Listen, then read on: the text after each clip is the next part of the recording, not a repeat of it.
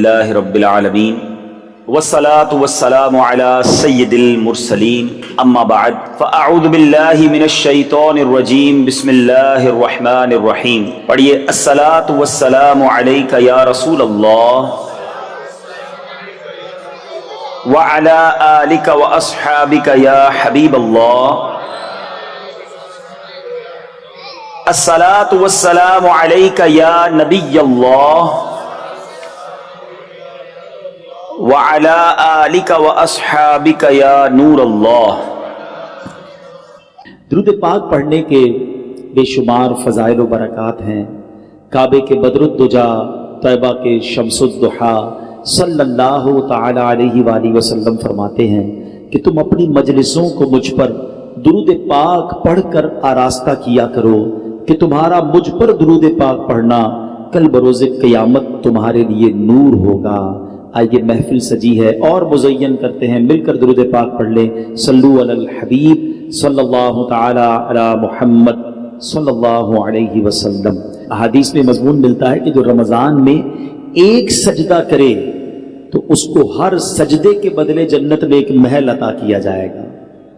ذرا غور کریں کہ ہم کتنے سجدے کرتے ہیں تراویح میں؟ 20 رکعتیں 40 سجدے، 17 رکعتیں عشاء کی ملا لیں تو مزید 34 سجدے، 74 ہو گئے. مغرب بھی رات میں نماز آتی ہے تو جو مغرب کے 3 فرض، 2 سنت، 2 نفل، اوابین بھی اللہ توفیق دے پڑھ لے تو یہ کتنے ہو گئے؟ 18 سجدے. سبحان اللہ، عدد کتنا پیارا بنا کہ جو مغرب پوری پڑھے، عشاء پوری پڑھے تو ایک رات میں 92 سجدے کرتا ہے. 92 کا عدد بھی سرکار دو عالم علیہ السلام کے مبارک نام کا عدد ہے. اس سے انشاءاللہ 92 گھر روزانہ جنت میں وہ کما رہا. اور صرف جنت کے محل نہیں، آقا فرماتے ہیں ہر سجدے پر 1000 نیکیاں بھی ملیں گی. 92,000 نیکیاں ہو گئی. پھر فرمایا ہر سجدے پر جنت میں ایک درخت بھی لگا دیا جائے گا. اب کسی کو یہ کہیں یار رمضان میں 20 رکعتیں تراویح کی پابندی سے پڑھو، جیسے ہی مہینہ ختم ہوگا تو میں ڈیفینس میں ایک بنگلہ دے دیا جائے گا. بندہ کہے یار صرف تراویح سے بنگلہ ملے گا تو تہجد بھی پڑھ لیتا ہوں، ساتھ کی پلاٹ بھی دے دیں. پہلے تو ہم سب کرنے کے لیے تیار ہیں. نبی کے وعدوں پر یقین رکھو نا. ہر سجدے پر آپ کو جنت میں ایک محل مل رہا ہے تو کیوں 8 تراویح پڑھ کے کوئی چلا جاتا ہے، کوئی 12 تراویح پڑھ کے چلا جاتا ہے، کوئی تراویح نہیں پڑھ رہا ہے. نہ کریں ایسا. دیکھیں رمضان کی یہ راتیں گھومنے پھرنے کھانے پینے کے لیے نہیں ہے، یہ عبادتوں کے لیے ہیں. یہ اللہ کو راضی کرنے کا مہینہ ہے. اس مہینے میں حاصل کر لو جو حاصل کرنا ہے. نبی پاک کی حدیث سے سمجھو رمضان کیا ہے. میرے آقا علیہ السلام فرماتے ہیں کہ اس امت کو معلوم ہوتا کہ رمضان کیا ہے تو یہ تمنا کرتے کہ سارا سال ہی رمضان ہو. آپ دیکھیں کچھ لوگوں کا سیزن آتا ہے. بہت سارے یہاں کاروباری لوگ بیٹھے ہیں، ہر کاروبار کا ایک سیزن آتا ہے. آج کل آپ کو درزی بڑے بیزی ملیں گے، خاص طور پہ آخری عشرے میں. اچھا اب ان کو کہیں چلو یار کہیں گھومنے پھرنے چلتے ہیں، کہ نہیں بھائی رمضان کا سیزن لگا ہوا ہے، عید کے بعد جدھر بولو گے چلیں گے. بقرعید کے دنوں میں کسی کسائی کو گھما پھرا کے دکھا دو. نہیں بھائی یہ تو دن آئے، پورا سال انتظار تھا. بقرعید میں ہر آئٹم کا آتا ہے نا سیزن. مثال کے طور پہ گرمیاں آتی ہے تو کولر والے، اے سی والے بیزی ہو جاتے ہیں. سردیاں آتی ہے تو بلینکٹ والے، گیزر والے. ہر کاروباری کا ایک سیزن ہوتا ہے. وہ سیزن میں کیا کہتا ہے اپنے دوستوں کو؟ یار سیزن کے دن ہے. گھر والوں کو بھی کہتا ہے کوئی مجھ سے ایکسٹرا کام مت کہنا. دوستوں کو کہتا ہے بھائی میں ٹائم نہیں دے سکوں گا، بس یہ 10 15 20 دن مہینہ سیزن کا گزار لو، پھر انشاءاللہ جو بولو گے کریں گے. تو رمضان میں ہم نہیں کہہ سکتے اپنے دوستوں کو یار یہ مہینہ تھوڑا سا عبادت کرنے دو، یہ مہینہ میں سجدے کر لوں، یہ مہینہ میں تلاوت کر لوں. بلکہ رمضان میں ایسا لگتا ہے دوستی یاری زیادہ جاگ جاتی ہے.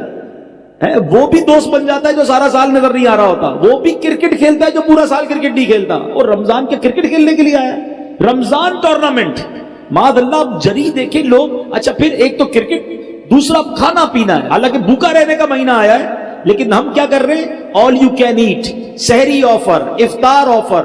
اچھا دوست بھی ایک دوسرے سے مل کے ایک ہی سوال کر رہے ہوتے ہیں، اور سناؤ آج سحری کدھر کرنی ہے، آج افطار پہ کدھر چلنا ہے. بھائی یہ پوچھو نا آج تلاوت کدھر کرنی ہے، آج ذکر کدھر کرنا ہے، آج محفل میں کہاں جانا ہے، آج تہجد کدھر پڑھنی ہے. یہ باتیں نہیں ہو رہی ہماری.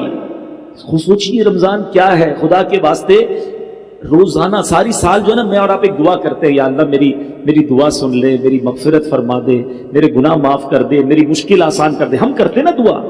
آپ کو پتہ ہے حدیثوں میں یہ مضمون ملتا ہے کہ رمضان کی راتوں میں آسمان سے آواز لگائی جاتی ہے کوئی مانگنے والا کہ اس کی مراد پوری کر دی جائے، ہے کوئی مغفرت کا سوالی کہ اس کا سوال پورا کیا جائے، ہے کوئی توبہ کرنے والا کہ اس کی توبہ قبول کی جائے، ادھر سے آفر ہے، اور ہم غفلت میں یہ راتیں گزار رہے ہیں۔ تھوڑے دنوں پہلے سوچ رہے تھے چاند دکھے گا، رمضان آئے گا، ہم عبادت کریں گے، ابھی تو سوچ ہی رہے ہیں۔ پلیز دیکھو، پچھلے رمضان میں کئی لوگ ہمارے ساتھ تھے جو اس بار نہیں ہیں، کیا پتا اگلے رمضان میں ہم نہ ہوں۔ اس رمضان کو اپنی زندگی کا آخری رمضان سمجھنا اور اس کو اللہ کی یاد میں گزارے۔ وہ روایت یاد رکھیے گا کہ میرے آقا علیہ الصلوۃ والسلام نے ایک دعا پر آمین فرمائی تھی۔ جبریل امین نے کیا دعا کی تھی کہ یا اللہ جو رمضان پائے اور اپنی مغفرت نہ کروا سکے اس کی ناک خاک آلود ہو، یعنی وہ ہلاک و برباد ہو جائے۔ نبی پاک نے آمین فرمایا تھا۔ دعا کون کر رہا ہے؟ فرشتوں کا سردار۔ آمین کون کہہ رہا ہے؟ نبیوں کا سردار۔ فرما رہے آمین نبیوں کے سردار صلی اللہ تعالی علیہ وسلم۔ دعا تو مقبول ہے نا۔ پھر ہمیں تو کانشیس ہو جانا چاہیے کہ یا اللہ 15 دن گزر گئے، نہ تراویح ایسی پڑھ سکا، نہ روزے ایسے رکھ سکا، پتہ نہیں بخشش ہوئی کہ نہیں، مولا کروڑوں بخشے گئے ہوں گے، ان بخشے ہوئوں کا واسطہ مجھے بخش دے پلیز۔ میرے بچوں، میرے ینگسٹر بچے، رمضان اس لیے نہیں آیا کہ ہم کھیل کود اور کھانے پینے اور شاپنگ میں گزار دیں۔ قرآن شریف کے حوالے سے ہی میں ایک سورت بلکہ اس کی چند آیتیں اور وہ پیغام دینا چاہتا ہوں کہ سوچئے اس مہینے میں ایک ایسی رات ہے جس رات کی فضیلت بیان کرنے کے لیے پوری قرآن پاک میں ایک سورت آئی ہے، اور اس سورت کا نام ہی سورہ قدر ہے، اور کیا شاندار پیغام ہے اس میں۔ بسم اللہ الرحمن الرحیم، انا انزلناہ فی لیلۃ القدر وما ادراک ما لیلۃ القدر۔ قرآن کا یہ شاندار اسلوب سمجھیے، یہ بہت خوبصورت اسٹائل ہے کہ قرآن میں جب کسی بات کو امپورٹنٹ ذکر کیا جاتا ہے، ایمفسائز کیا جاتا ہے، تو قرآن خود ایک سوال کرتا ہے، وما ادراک ما لیلۃ القدر، تم نے کیا جانا لیلۃ القدر کیا ہے؟ آپ کو یہی اسلوب سورہ قارعہ میں بھی ملے گا، القارعۃ مالقارعہ وما ادراک مالقارعہ، تم نے کیا جانا قارعہ کیا ہے؟ وہ سوال کے بعد قرآن خود ہی جواب ارشاد فرماتا ہے، لیکن اٹریکشن ہو جائے، بندہ سمجھ لے دیر از سم تھنگ اسپیشل، کوئی بڑی بات ہونے جا رہی ہے۔ قرآن کہتا ہے ہم نے اس کو لیلۃ القدر میں نازل کیا، اور پھر فرمایا وما ادراک ما لیلۃ القدر، تم نے کیا جانا لیلۃ القدر کیا ہے؟ پھر خود قرآن جواب دے رہا ہے، لیلۃ القدر خیر من الف شہر، ہے لیلۃ القدر 1000 مہینوں سے بہتر ہے۔ اب ایک کوسچن دماغ میں پیدا ہو سکتا ہے کہ یہ 1000 مہینوں کی جو بات کی گئی، یہ کیلکولیشن نارملی تو نہیں ہوتی ہے، کیونکہ اس کے 84 ایئرز اور 4 مہینے بنتے، 84 سال اور تقریباً 4 ماہ، 100 سال فرما دیے جاتے، ایگزیکٹلی 1000 مہینے کیوں؟ سبحان اللہ۔ علماء نے اس کے باقاعدہ مفسرین نے شان نزول بیان کیے، ایک بڑا پیارا شان نزول کہ فرمایا نبی پاک علیہ الصلوۃ والسلام ایک بار صحابہ کے درمیان بیٹھے، جلوہ فرما ہے، صحابہ کو نبی پاک نے خود ایک واقعہ سنایا کہ پچھلی قوم میں ایک بڑے بزرگ تھے، ان کا نام حضرت شمعون تھا، 1000 مہینے تک ایسے عبادت کی، دن روزے رکھے، رات نوافل پڑھے، جہاد بھی کیا اور شہید بھی ہو گئے۔ اتنا شاندار جب واقعہ صحابہ نے سنانا تو صحابہ اکرام علیہ رضوان کے دلوں پر ملال گزرا۔ Look at the way of thinking of صحابہ اکرام، کیا انداز تھا صحابہ اکرام کے سوچنے کا۔ کہتے حضور یہ پچھلی قوم والے تو آگے بڑھ گئے، اتنی ساری عبادت، 1000 مہینے کی عبادت، ہماری تو عمر ہی تھوڑی ہے، 84 سال 4 مہینے ہم تو زندہ ہی نہیں رہتے، نارملی لائف تو ہماری نہیں ہے اتنی، اور اگر جی بھی لیں تو عبادت کہاں سے کریں گے؟ بڑھاپے میں کہاں سے عبادت ہوگی؟ کہ حضور ہماری عمریں تھوڑی، پچھلی قومیں تو آگے بڑھ گئیں۔ اب یہاں ذرا رکتا ہوں اور اپنا حال ہم چیک کریں، ہم افسوس کس بات پر کرتے ہیں؟ کسی کا گھر دیکھ کر آ جائیں، او ہو اتنا بڑا بنگلہ، اتنی گاڑیاں بھی گن لیتے لوگ، بلکہ کچھ لوگ تو قیمت بھی نکال لیتے، پارکنگ میں اتنے کروڑ کی گاڑی کھڑی تھی۔ او اللہ کے بندو تم، اچھا پھر افسوس، اپنا گھر برا لگنے لگتا ہے، اپنی نعمتیں کم لگنے لگتی ہیں کہ اتنی ساری زندگی بھی محنت کروں تو میں اس کے مقابلے میں نہیں پہنچ سکوں گا۔ یہ صرف دنیا والوں کو دیکھ کر افسوس کیوں ہوتا ہے ہمیں؟ یہ ذہن نہیں تھا صحابہ کرام کا۔ انہوں نے کہا حضور وہ نیکیوں میں آگے بڑھ گئے، ان کی عمریں زیادہ تھیں۔ مجھے ایک بات بتاؤ نا، کسی بڑی گاڑی والے، کسی بڑے بنگلے والے، کسی دنیا میں ترقی کرنے والے کو دیکھ کر دل میں افسوس ہوتا ہے، کبھی ایسا نہیں ہوا کہ کسی تہجد گزار کو دیکھ کر خیال آئے یار یہ تہجد پڑھتا ہے، میں نہیں پڑھتا ہے؟ کسی عالم دین کو دیکھ کر خیال آئے، ماشاءاللہ علامہ صاحب ہمارے ساتھ بیٹھے ہیں، ان کی عمر کے کئی لوگ ہم میں سے موجود ہیں، یہ خیال نہیں آیا کہ میری ان کی عمر ایک ہے، یہ عالم بن کے میں نہیں بن گیا؟ کسی مفتی کو دیکھ کر، کسی حافظ کو دیکھ کر کہ یار اس کے دل میں پورا قرآن ہے، میں قرآن یاد نہیں کر سکا، یہ کیوں خیال نہیں آتا کہ یہ جنت کی طرف آگے بڑھ رہا ہے اور میں پیچھے رہ گیا؟ صرف دنیا میں لوگوں کو ترقی کرتے ہوئے، یہ ہمارے سرکل ہی الٹا ہے. ہمیں اگر زندگی پرسکون گزارنی ہے تو نیکیوں میں اپنے آگے والوں کو دیکھیے اور نعمتوں میں اپنے پیچھے والوں کو دیکھیں کہ دیکھو وہ لوگ کتنی تکلیف میں ہیں اور اللہ نے مجھے کروڑوں سے اچھا بنایا ہے، میرے ہاتھ پیر سلامت ہیں. آج بھی رمضان میں کئی لوگ ہیں جن کے گھروں میں افطار کے لیے نہیں ہے، بیچارے روڈ پر آ کر افطار کرتے ہیں. اللہ نے مجھے اور آپ کو کیسے وسیع دسترخوان دیے ہیں. ارے مجھے تو شکر ادا کرنا چاہیے تھا، مگر جب کسی مالدار آدمی سے ملا، جب کسی کے گھر پہ گئے، جب کسی کی ذرا ثروت دیکھی تو بہت سارے لوگ اپنے اندر ہی اندر مایوسی کی کیفیت میں آ جاتے ہیں. نکلو ان چیزوں سے باہر، سیکھو صحابہ کرام سے. اب جب صحابہ کرام نے نبی پاک سے کہا نا حضور یہ لوگ تو آگے بڑھ گئے، تو سبحان اللہ نبی پاک کے دل اقدس پر کچھ ملال گزرا. ہائے ہائے، مصطفیٰ کریم کے دل اقدس پر ملال گزرے، رنج گزرے. یہ رب کو کب گوارا ہے. جبریل امین آتے ہیں، کہتے حضور غم زدہ نہ ہو، آپ کی امت کو اللہ نے ہر سال ایک رات ایسی دے دی ہے جو اس رات میں عبادت کرے گا اللہ حضرت شمعون کی 1000 مہینے کی گئی عبادت سے زیادہ ثواب عطا فرما دے گا.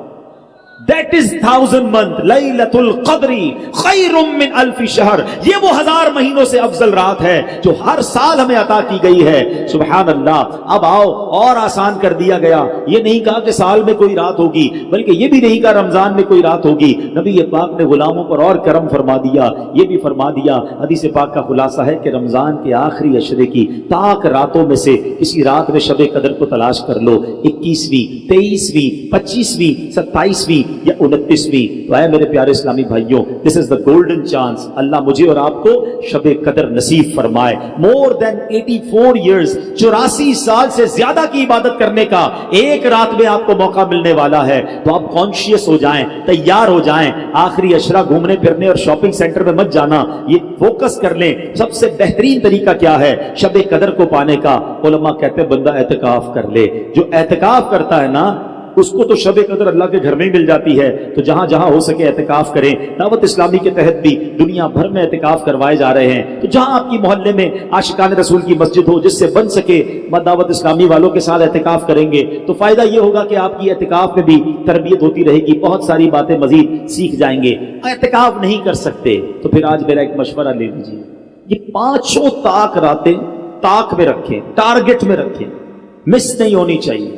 کیا کیا کرنا ہے؟ سب سے پہلے تو یاد رکھیں جو عشاء کی نماز اور فجر کی نماز باجماعت پڑھتا ہے اسے پوری رات عبادت کا ثواب ملتا ہے. یہ عادت تو سارے سال کی بنا لیں، اللہ توفیق دے. سارا سال ہی عشاء اور فجر سے جماعت سے پڑھ لیا کرو، ہر رات عبادت کا ثواب مل جائے گا. لیکن ایٹ لیسٹ طاق راتوں میں عشاء بھی، تراویح بھی اور فجر یہ باجماعت آپ نے پڑھنی ہے. ماشاءاللہ کئی مسجدوں میں صلاۃ التسبیح ہوتی ہے، صلاۃ التسبیح ادا کریں. اچھا، پھر ذکر و اذکار کی بھی کوئی ٹارگٹ لے لیں، کیونکہ فضول کام تو کرنا نہیں ہے.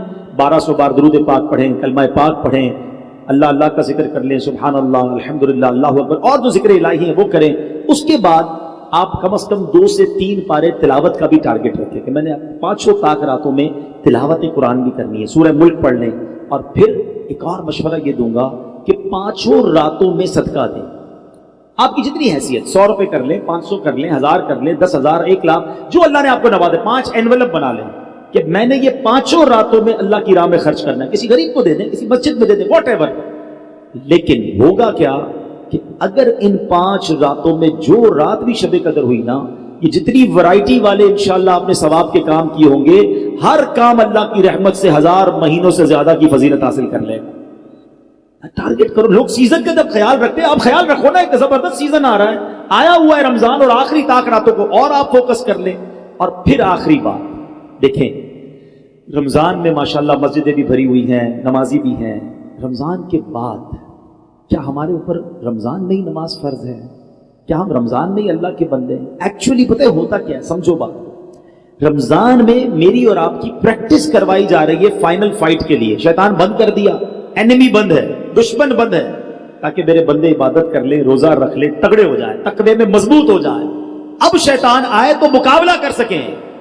مگر نظر یہ آتا ہے کہ لگتا ہے پہلی بال پہ ہی آؤٹ ہو جاتے ہیں، پہلے دن ہی مقابلے میں ہار جاتے ہیں. ارے بھائی کچھ دن تو باقی رکھتے.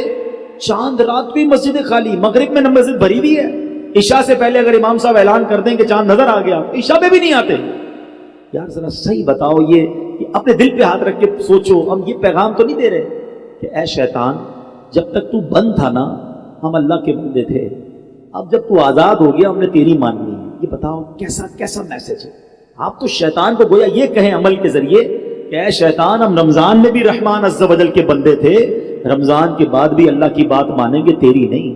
تو اس بار ہم نے بدلنا نہیں ہے، انشاءاللہ رمضان کے بعد بھی نمازیں پڑھیں گے انشاءاللہ۔ اچھا یہ کیوں نہیں ہوتا ہے؟ ریزن ڈھونڈتے ہیں، what is the reason behind this, وجہ کیا ہے؟ ہر بار توبہ کرتے ہیں، 27ویں شریف کو رو کے توبہ کرتے ہیں، کئی لوگ تو اعتکاف کرتے ہیں، پھر کیا ہوتا ہے کہ یار یہ عید کے دن میں غائب ہو جاتے ہیں اور پھر اس کے بعد نظر ہی نہیں آتے؟ اس کی بڑی وجہ پتہ ہے کیا ہے؟ اس کی بڑی وجہ ہماری صحبتیں، ہماری کمپنیز ہیں، ہمارے دوست ہیں۔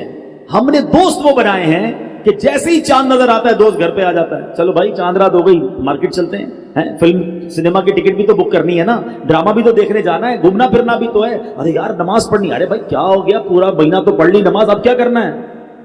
ایسے دوستوں میں رہو گے تو کیسے نمازی بنو گے؟ دوست وہ ہوتا ہے جس کو دیکھ کر خدا یاد آ جائے۔ کوئی ایک دوست ہے آپ کا اور میرا ایسا جس کو دیکھ کر خدا یاد آئے؟ ہم نے تو ایسے دوست بنائے جس کو دیکھ کر سنیما یاد آتا ہے، الٹے کام یاد آتے ہیں۔ نہ کریں ایسا۔ اگر یہ سوچ لیا ہے نا کہ اب رمضان میں نیک بنا ہوں اور سارا سال نیک بننا ہے، we have to change over companies. ہمیں اپنی صحبتوں کو دیکھنا ہوگا۔ اچھوں کی صحبت تجھے اچھا بنا دے گی، برے کی صحبت تجھے برا بنا دے گی۔